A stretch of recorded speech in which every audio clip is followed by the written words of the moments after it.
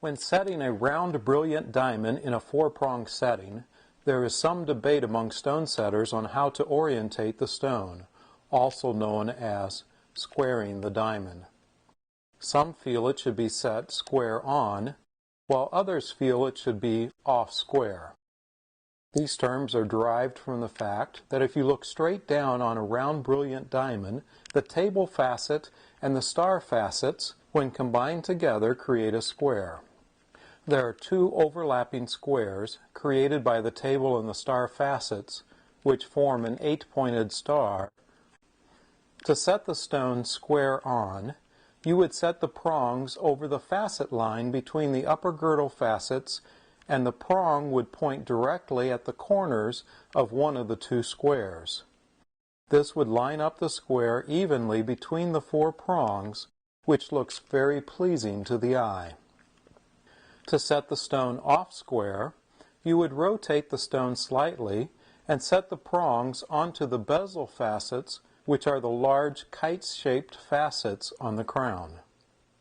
Although setting the stone square on is slightly more pleasing to look at, I prefer to set large round brilliant diamonds in four-prong settings off square. The reason is a matter of security. If you set a stone square on, the prong is placed directly on the facet line between the upper girdle facets. This line runs from the girdle to the point of the star facets, and the star facet continues to the table of the stone.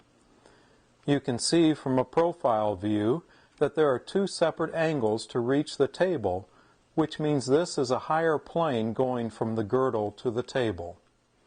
If you set the stone off square, you are setting the prong on the bezel facet, which creates a straight line from the girdle of the stone to the table, which is the lower plane. If the stone is set square on and the customer bumps the stone could rotate and the prong slide over to the bezel facet, causing the stone to become loose. If the prong is placed down tight on the bezel facet, it is set to the lowest point on the crown, and the stone cannot rotate or become loose.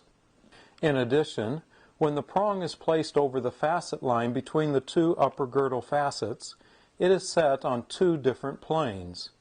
You can see from an end view looking down from the table that the outside edges of the prong are raised slightly off of the stone because the facet line is holding the prong up in the air. Although this gap is very slight, it is still enough to snag the prong on clothing or catch a piece of thread under the prong, which is not only annoying to the customer, it can also cause the prong to be lifted up, causing the stone to become loose, or possibly breaking off the prong. Because of these two reasons, I feel it is more secure to set the stone off square and place the prongs down fully on the bezel facets.